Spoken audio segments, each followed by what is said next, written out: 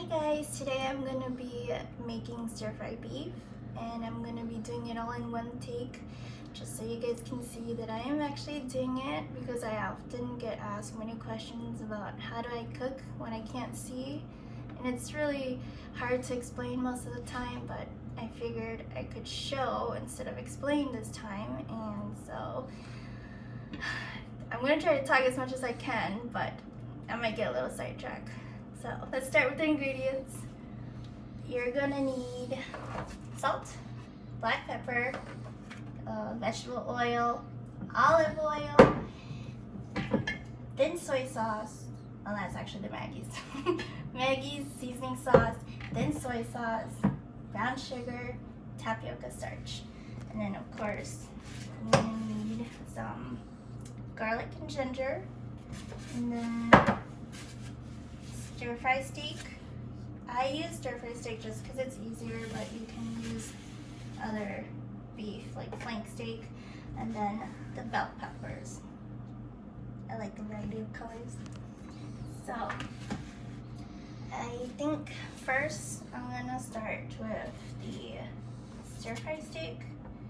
I usually grab, I don't know what to call this, a bundle and put it, I usually cut it in like, measure out kind of like thirds, just so there's like enough for each kind of bite.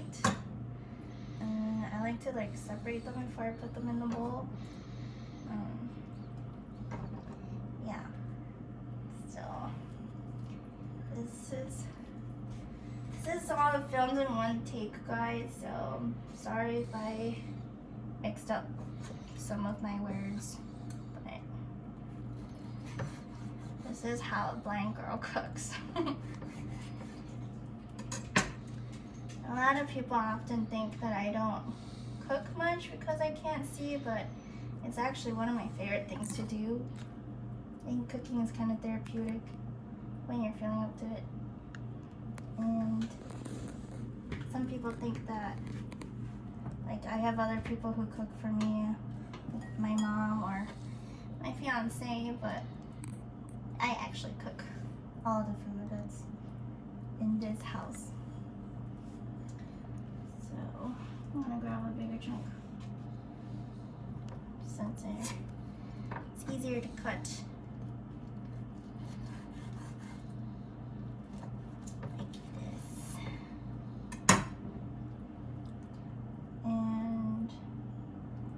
I would advise people who are visually impaired and blind to kind of fumble around and do your own cooking. I went blind at the age of 14, and before that, my parents were a little afraid to have me cook or just be in the kitchen, because I'm sure they just don't want me to touch the stove and knives and stuff because they don't want me to get hurt. But I often had to just tell them that I need to learn, because I won't have someone to be there for me all, my whole entire life, so I just need to learn independent skills and kind of live on my own. That's how I got into cooking, and I like finding new recipes and kind of working on things. Most of this video is just gonna be me rambling, talking to myself, so trying to fill in the empty spaces when I'm talking. This is done. And if you can hear, it's my dog moving around in the kitchen with me. Put this in the kitchen. So the beef is done, and so what you do is kind of take the vegetable oil and pour like a little thin layer in to kind of coat all the beef. And I'm sorry guys, I don't have exact measurements for everything I do. I just kind of estimate because I don't know, it's all about improvising. But I guess if you guys want to try this recipe and want exact measurements, I can measure things out, see how it takes, because I usually use the same amount of ingredients for everything. And then after the vegetable oil, you take and wipe my hands. You take the tapioca starch. I don't have exact measurements for this either. Let me get a spoon. But you just kind of coat the beef.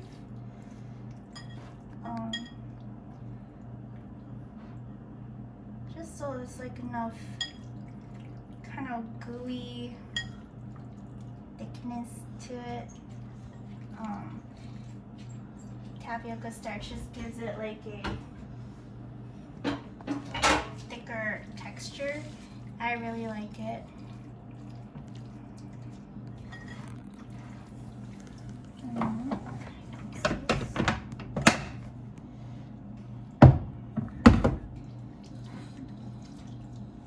And again, I don't have exact measurements for the salt, but honestly I just kind of pour it into my hands and kind of rub it into the steak, stir-fry steak also. That's basically all the salt you're going to use for this dish, because most of the other saltiness will come from the Maggie's seasoning sauce and the thin soy sauce. Oops. Did I stop? No. Sorry guys. Improvise. And black pepper. So, that's a lot. But you just kind of put all these and you kind of mix them all in. You can hear that gooey consistency, and it's pretty good. And so you kind of do this, make sure you get the salt and the tapioca starch, the oil, the black pepper kind of mixed in so it coats the stir-fry beef. And you let it sit. And I'm gonna wash my hands.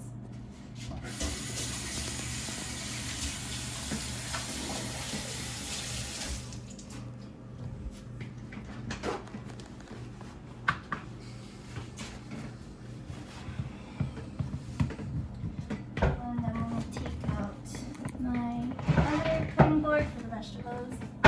It's got the unicorns on it. Knife. So now I'm gonna do the garlic. I'm not the biggest fan of garlic, so I'm just gonna use like 3 of these cloves, and I don't know the proper way to smash garlic. I've heard people do it different ways, but I just do it my own way. Sometimes I don't get all of it, the casing broken. I don't know what to call that, the wrapping. So I just kind of actually just peel it with my hands.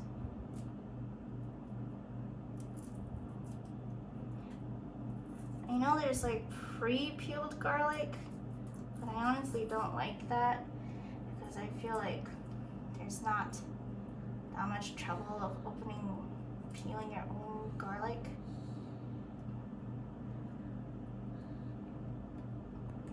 Okay, wait a second.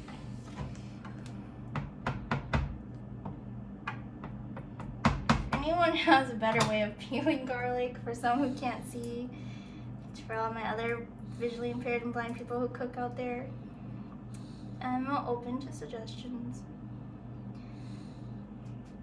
Okay. Oops, not that. Now, I'm gonna just take these out of here. Now that the garlic is peeled, I like to like cut garlic. I know that probably looks a little scary, but I like to cut it in thinner or smaller chunks, just because I think that when it is frying in the oil, it cooks a little bit faster. I'm gonna try this way. That works better, actually.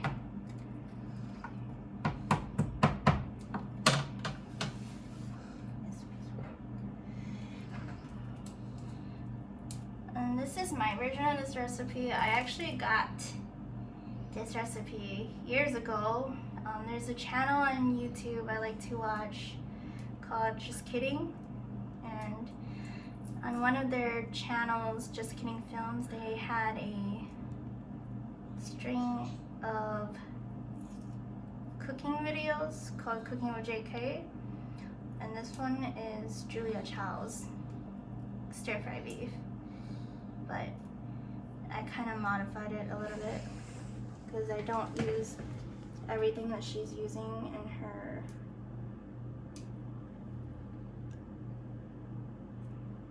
video.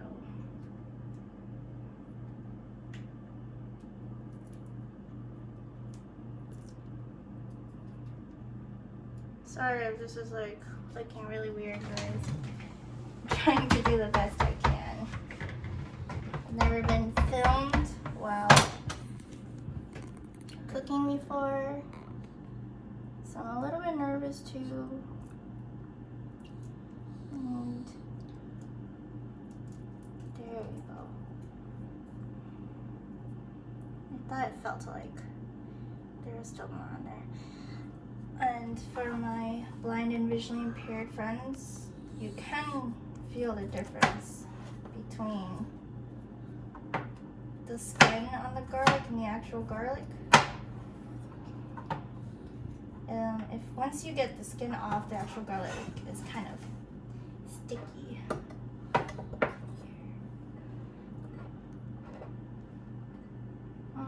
think that's actually enough garlic.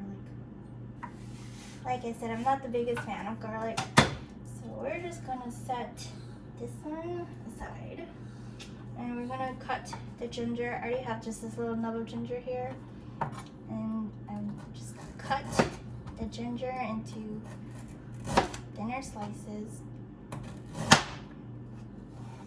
Kind of same with the garlic. I like to make the ginger in smaller chunks, just because I think it cooks a little bit faster than it does. Now for the bell pepper. He's already washed, and I got all the stickers off. Stickers are kind of hard for me to find sometimes, but so how I do the bell pepper is I try to cut off, I don't know what that is actually called, the head and the butt, because I don't like those parts, and I might actually, most of the time I probably am wasting parts that could definitely be used, but it's just what works for me. It's just kind of like learning by myself. And how I get the seeds out is I find a place where there's not the veins, is that what they're called? And then I make a slit with the knife. Might look a little scary. And then I just kind of pull it apart, and I honestly just rip the part with the seeds out. And try to clean it off. You don't want the seeds in your stir fry. Rip the same to these.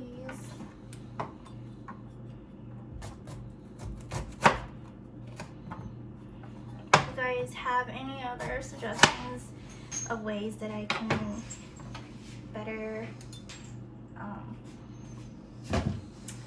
cook or just Kelsey move. Oh, you are moved. Or just yeah, just let me know. And be careful, these bell peppers with a dog rolling around here, but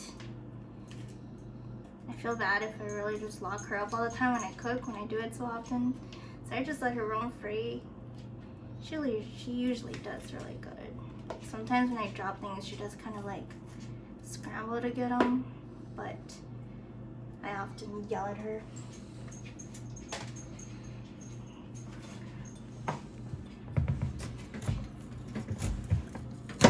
Once again, guys, this is all in one take, so bear with me if some of these moments feel like they're taking forever.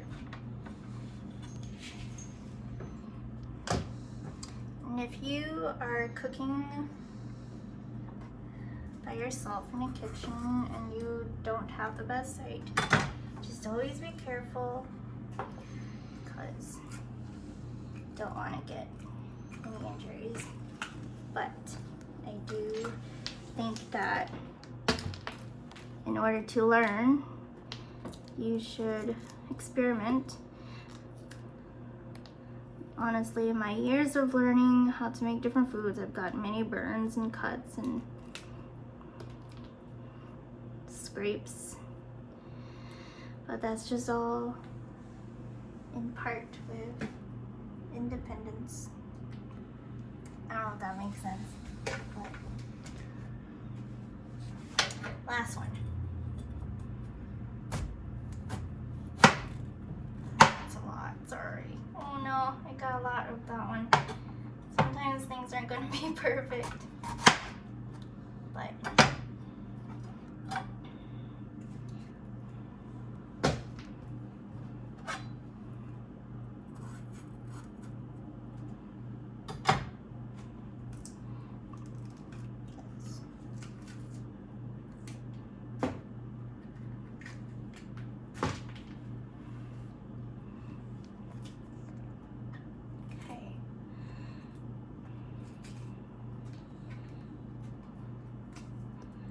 anyways, guys,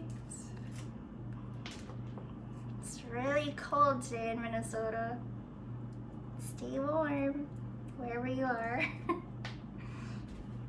Okay, I can start this one. So now that I got all of them cleaned out, oops, just cut them in half and put that in there. These two here. So I can have this here. You just cut them in half and then cut them in, I measure, obviously just with my fingers, kind of like little, I don't even know what size these are, little tiny strings, quarter inch. And yeah, I just cut all of them in little tiny quarter inches.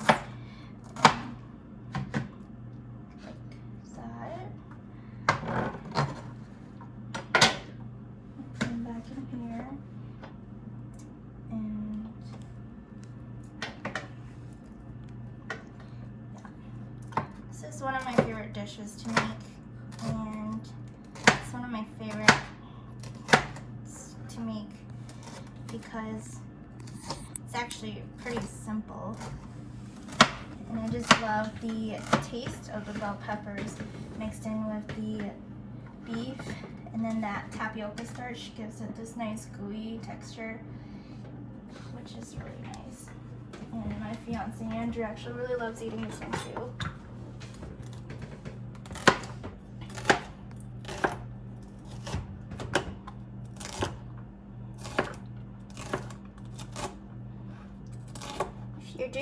If you're gonna try to do this, be careful.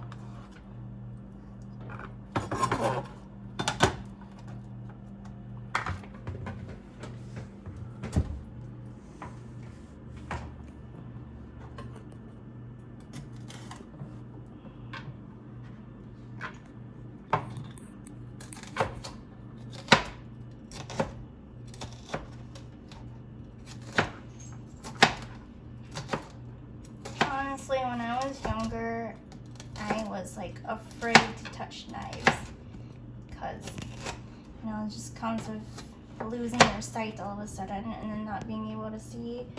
Like whenever I would wash knives when I'm washing dishes, it gives me like this tingle down my spine. It's just like this uncomfortable feeling. Honestly, it still kind of does a little bit when I am washing dishes and there's a knife in the sink that I don't expect and I forget that it's there. But just definitely make sure to be very careful with knives. This one's a little one.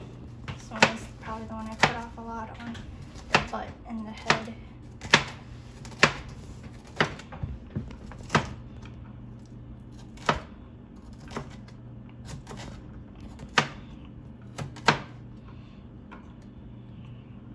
I'll leave that one. It's a little bigger chunk.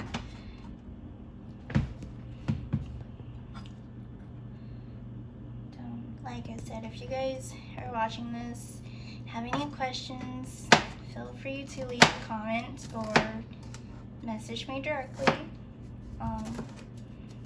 I'm open to any other suggestions of how to better my cooking skills or add anything or explain anything more.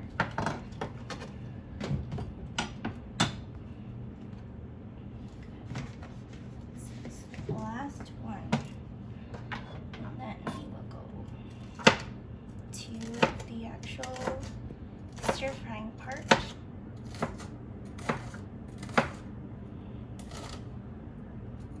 Oops.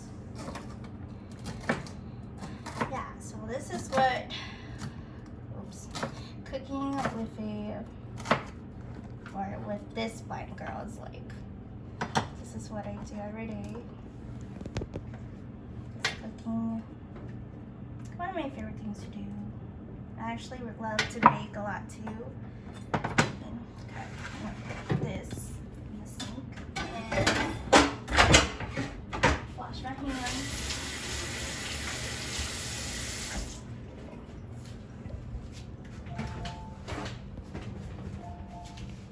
Okay. Now, sorry, Kelsey. So this is the pot I'm going to be using, and I honestly actually have never used a gas stove before. It's always been electric. So when me and my fiance moved into this house, it took me a little bit to get used to this because it's kind of scary. Just the sound of the flames coming up was a little bit nerve-wracking. But how I kind of get my pan centered is just this circle thing. What is this called? That.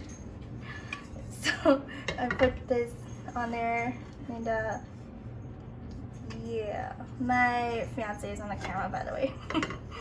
So I kind of do this, and then like I just kind of feel under here to the little circle thing in there, just to make it just even.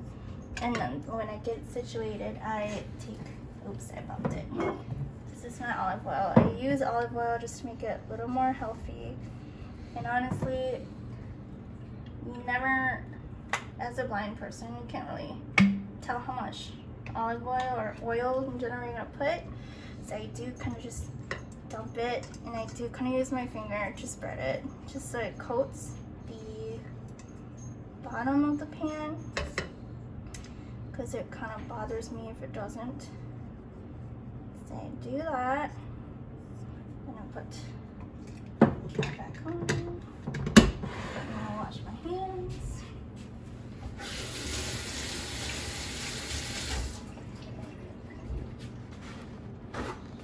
If anybody has a better way to kind of figure out where the how much oil you have at the bottom, I think that's enough for me.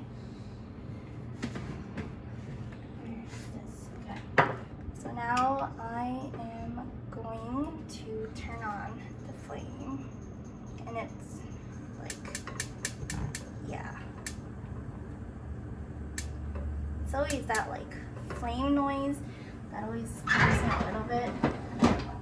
And as the oil's heating up, you just kind of wait a little bit. And I love pans where there are handles because I do need to feel secure when I'm cooking. And so I'm just gonna let it heat up a little bit before I throw in the garlic and the ginger.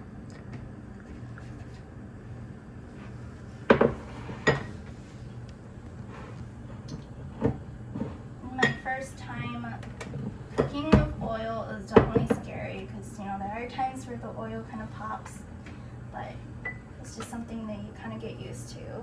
So probably it's not heated up enough, but sometimes I just kind of guesstimate.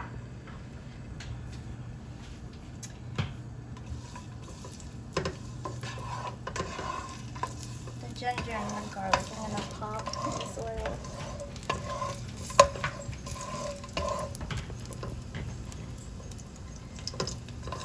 I love frying ginger and garlic because I think it's just this really, really nice aroma to whatever you're cooking, and it just adds flavor to the oil. But you can do it without the ginger and the garlic, but I definitely think that it adds to it.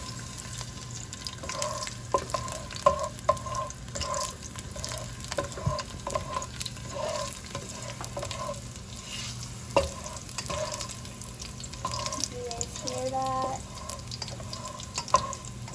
I used to be kind of scared of that sound.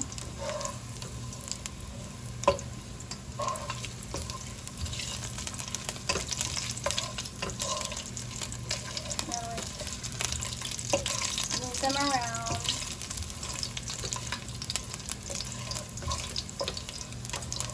Yeah, it's a little bit poppy.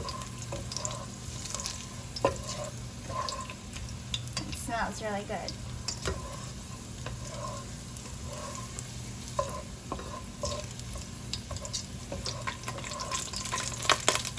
Ooh. Sometimes you will be splattered with some of those, I don't know, moisture.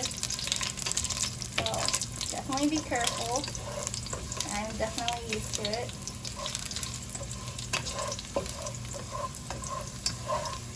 I definitely don't try to let it, because I never know when the garlic or the ginger is going to be like completely done cooking, so I just wait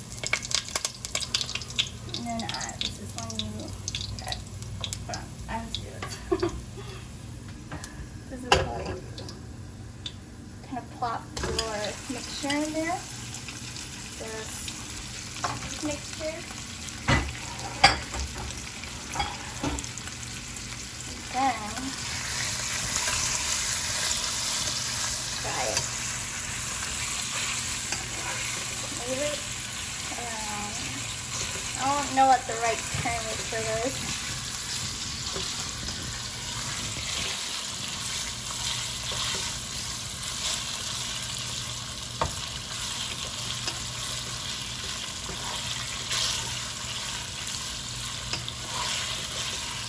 High gauge beef is like one of the easiest meats to kind of tell when it's done cooking, because I don't know, beef just has this really significant scent when it's cooking, and beef is definitely my favorite sort of protein to do in this dish, because it is one of the meats that is okay if it's still a little undercooked.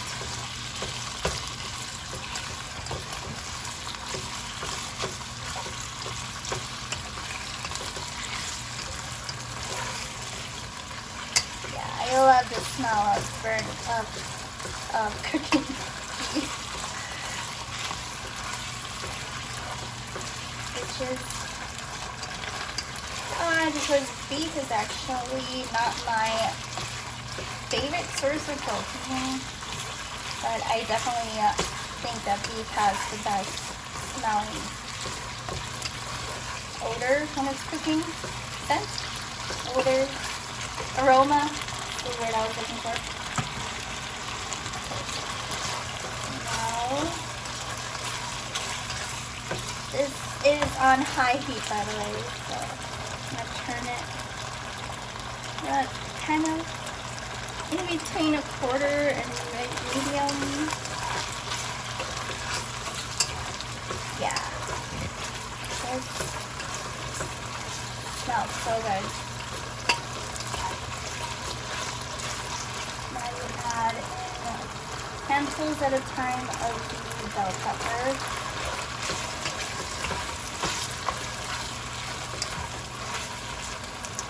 And then once the bell pepper starts cooking with the beef, it kind of like gives this kind of like watery smell, because bell pepper is a vegetable that has a lot of water. I don't really think I'm using right technical terms sometimes, so you guys just kind of bear with me. I'm not a professional cook. I'm going to turn the heat down a little bit now.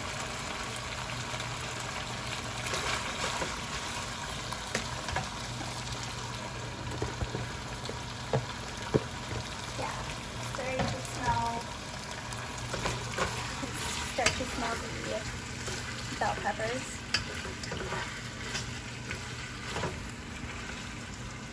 And then this is when you get this is the Maggie's seasoning sauce. Just kind of like drizzle some of it in there.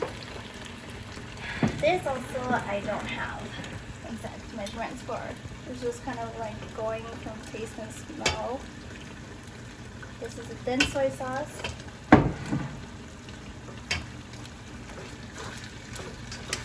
And mix it around some more.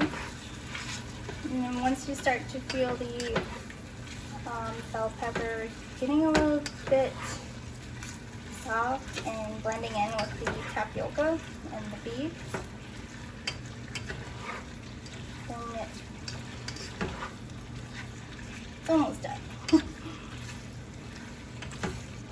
The Maggie's seasoning sauce is a pretty strong smelling sauce, so once you pour it in there, it's going to be hard to smell the bell peppers, and you just kind of let it sit and simmer for a little bit.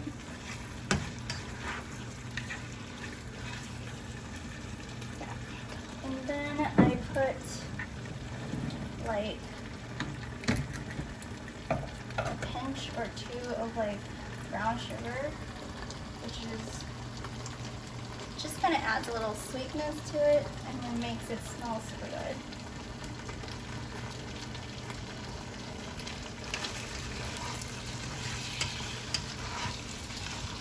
And keep mixing it. And then you smell it, and it smells so good.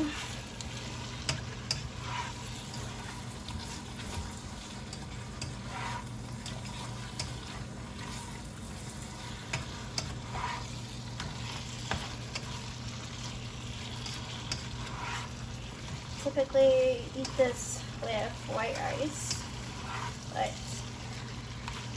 I'm on a diet, so I'm not eating white rice for now. And I think it's definitely good just by itself also. It's got some starch carb in there from the tapioca, but tapioca is kind of one of those empty starch since it doesn't really have much nutrients in it. It's kind of there just for the texture. I think that's really good. And I'm going to turn the heat even lower. And I'm going to close this. Sorry, I don't have anywhere to put my plate to put my spoon. Oh wait, my bowl's right there. Huh? Just keep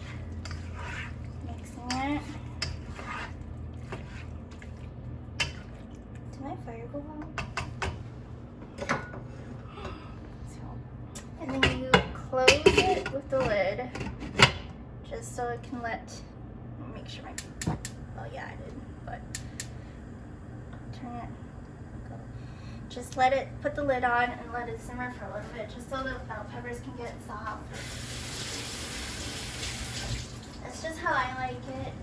If you like your bell peppers more crunchy, you can just leave it in there for less time, but I like to have my bell peppers a little bit more soggy.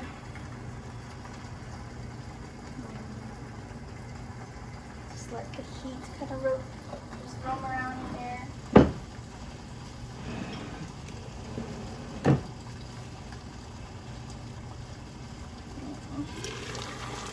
Fill it off.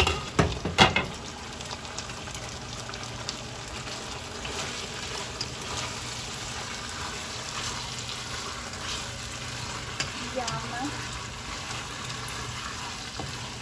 think it smells pretty well done.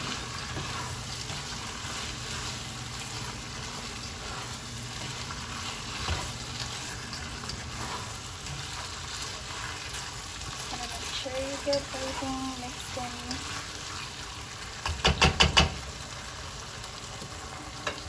I think I'm gonna turn the heat off completely, the flame off, and then just let the lid sit on it for a little bit longer.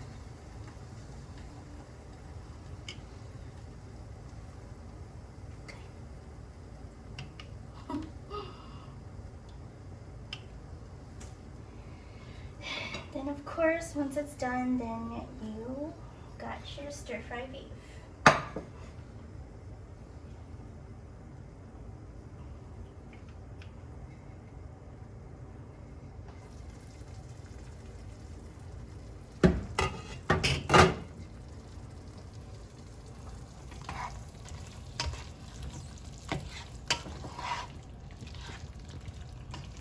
Yeah guys, it smells really good.